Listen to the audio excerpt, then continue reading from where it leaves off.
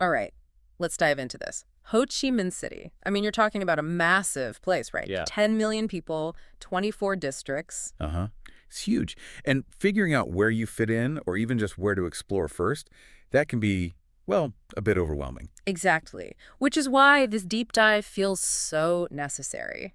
We're looking at the different neighborhoods today. And we're guided by this really interesting article provided by you, our listener, from moveandstay.com. That's right. And what's key about them, their perspective, is they've spent over 25 years helping folks, specifically business travelers and expats, find places across Asia. Yeah, whether it's for a quick trip, a few weeks, or a longer relocation, they get the practical side of things. Totally. So our mission here is basically to unpack what they've laid out, to really get into the specifics of these neighborhoods. Find out what makes each one unique, what the vibe is. Then hopefully help you figure out, okay, which part of the city might be your kind of place, or just what different experiences are on offer. Because the range is pretty incredible. You've got the super busy city center, then these really quiet expat areas, planned communities, cultural hotspots. It's a lot. So where do we start? Makes sense to begin at the core, right? Absolutely. District 1, the article calls it the heart of the city. And yeah, that feels spot on. It really paints a picture of just energy. History meets modern skyscrapers, bustling markets, food literally everywhere. Definitely the go-to if you're visiting short-term or if being right in the middle of everything is your top priority. All the big landmarks are there. Like the Reunification Palace, Notre Dame. The Bilexco Tower, you can't miss that skyline icon. Yeah. And Benthan Market, of course. Such a snapshot of local life. And the nightlife gets a mention. Bai Vian Walking Street obviously comes up. Yeah, and they acknowledge it gets pretty intense. Packed. But it's not just Bai Vian, is it? The article mentions quieter bars, too. Rooftop places. Different scenes within the district. Exactly. And that variety extends to everything. Yeah. You've got high-end shopping on streets like Dong Quoi, but also amazing street food right alongside fancy restaurants, Vietnamese, international, it's all there. So the main takeaway for District 1 seems clear. It's central, it's convenient, it's got that nonstop buzz. But the trade-off is, well, it's busy Yeah. and noisy constantly. Right, so you have to want that immersion. If you're after peace and quiet, maybe look elsewhere. Which leads us nicely to the next area discussed, Thao Dien, a completely different feel. Yeah, the article really frames it as the expat haven. They use words like bubble, a little world away from the city center chaos. And you can see why it's so popular, especially for expats with families. The focus shifts dramatically. How so? What are the key draws mentioned? Well, things like parks, playgrounds, activities for kids, a sense of community among families, safety is a big factor. And this is where that move and stay perspective really clicks, isn't it? Helping expats settle in. Precisely. They highlight things like the international schools being right there, grocery stores stocking familiar Western brands, healthcare where English is commonly spoken. It just smooths out that transition process. Makes settling in feel less daunting, I imagine. And the environment itself is described as much calmer. Think tree-lined streets, less manic traffic. A bit more peaceful. They mentioned Saigon river views, adding to that feeling of escape, too. Yeah, it's definitely positioned as an escape. Ah. But the article also touches on the flip side. Which is? Well, does living in this comfortable, tailored environment mean you feel a bit disconnected from the real Vietnam, so to speak? Ah, right. Some might find it a bit too sanitized, like a Western bubble. Exactly. That seems to be the central tension with Thao Dien. Comfort versus maybe feeling a bit removed. Okay, interesting trade-off. So if District 1 is too intense and Thao Dien feels maybe too separate, what's the middle ground? Well, the article points towards Binh Thanh District. It's described as more of a melting pot. Location-wise, it sits between District 1 and areas like Thao Dien, right? Yeah, geographically and kind of culturally, too. Yeah. It seems to attract people who want a mix, maybe some of that local Vietnamese life, but still need easy access to modern stuff and the city center. So it blends the traditional and the modern. That's the idea. You find local markets rubbing shoulders with new high-rises. And a big plus mentioned is green space. Oh, yeah. Like parks. Specifically, Vinhome's Central Park. It's this huge park right in the city, apparently great for recreation, just escaping the concrete for a bit. That sounds appealing. What about housing? Generally more affordable than District 1, which is a big draw. A range of apartments and houses, good for young professionals, maybe families.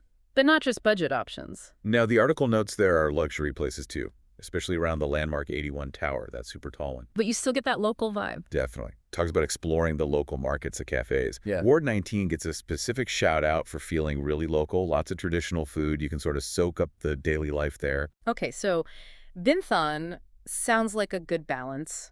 Close enough to the action, but maybe a bit more relaxed, more local, potentially easier on the wallet. It seems like a popular compromise, yeah. Now, what about going back towards the center, but maybe finding something calmer than District 1? That's where District 3 comes in. The article paints it as having a much more relaxed pace compared to D1. More locals live there, it says, giving it an authentic feel. Exactly. And it has this interesting historical layer. Apparently, it was where Saigon's elite lived back in the early 20th century. Oh, interesting. Does that show in the architecture? Yeah, you see a mix old French colonial villas alongside traditional Vietnamese houses, leafy streets, maybe slightly slower traffic. And location-wise, it's still super convenient. Right next door to District 1, often walkable. So you get the access without, the constant noise and maybe the higher prices of being right in D1. That sounds like a great combo. What else stands out about District 3? The architecture is a big one, that mix of styles. They specifically mentioned the Thao Dien church, that bright pink one. Oh, I think I've seen pictures. Very striking. And apparently there's a growing art scene, too. Small galleries, studios popping up, showcasing local artists. So maybe more intimate than the big galleries you might find in District 1. Potentially, yeah. A place to maybe discover something new, stumble upon independent studios. Nice. And food. Cafes. Loads of them. Described as charming, intimate spots, good mix of Vietnamese and international food, often hidden down alleyways, and generally pretty reasonably priced. Okay, District 3 sounds lovely. Close to the center, but calmer, more authentic, good for commuters, rewards a bit of exploring. Definitely has a strong appeal for that kind of balance. Right, now let's switch gears completely. The article talks about Phu Mai Hung. That's in District 7, right? Correct. And it's presented as a total contrast to the older districts.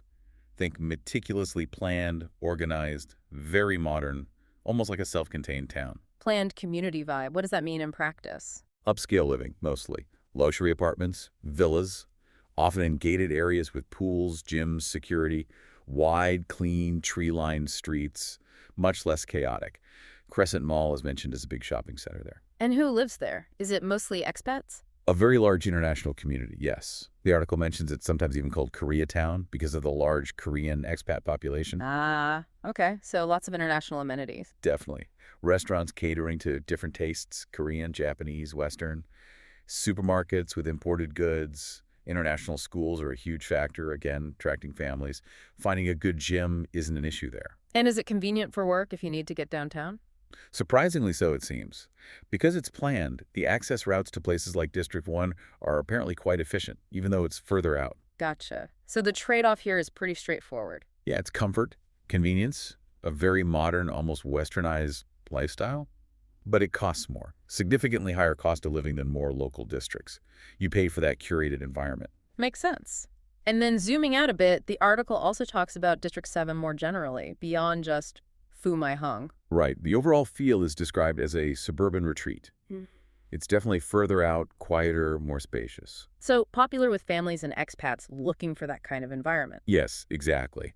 Less ideal if you're a tourist wanting to hit all main sites quickly because you were further away. But for living there, It offers peaceful residential areas. Again, villas, apartments, gated communities are common.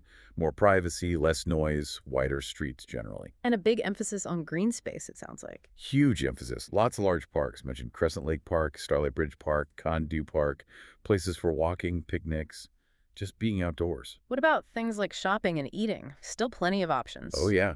Good selection. Hmm. Malls like Crescent Mall again, and SC Vivacity.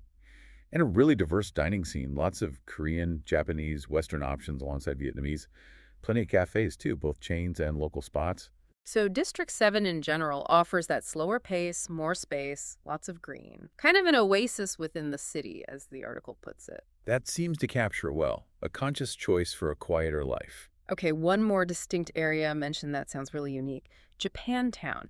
Ah, yes. This sounds fascinating. Presented as a real slice of Japan, right there in Ho Chi Minh City. A cultural experience. What makes it feel so Japanese? Well, obviously the food is a huge part.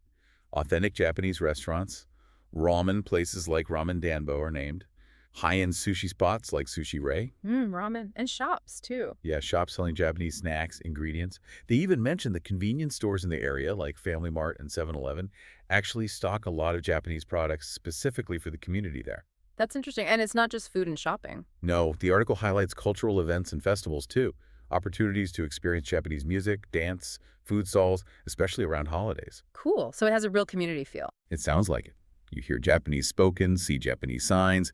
It's a place where Japanese expats and interested locals come together. Yeah. Described as feeling like stepping into another world, very dynamic. Wow. That's a fantastic tour. From the absolute core of District 1. To the expat comforts of Thao Dien, the blend in Binthan, the charm of District 3. The modern planning of Fumaihung in District 7, and that unique cultural pocket in Japantown. It just hammers home that Ho Chi Minh City isn't monolithic at all. It's this collection of really distinct areas. Each with its own personality, catering to totally different needs and desires. Bustle, quiet, family, culture, modern. It's all there.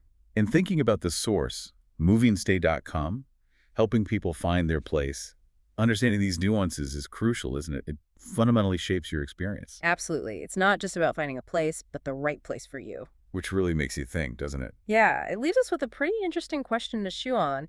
Given all this incredible variety, how do you balance that pull towards comfort or familiarity? Like maybe an expat area or a super modern district. With the desire to really experience the whole complex, vibrant reality of Ho Chi Minh City, what does finding the right fit truly mean in a city that contains so many different worlds? That's a great thought to end on. Definitely something for anyone exploring the city to consider.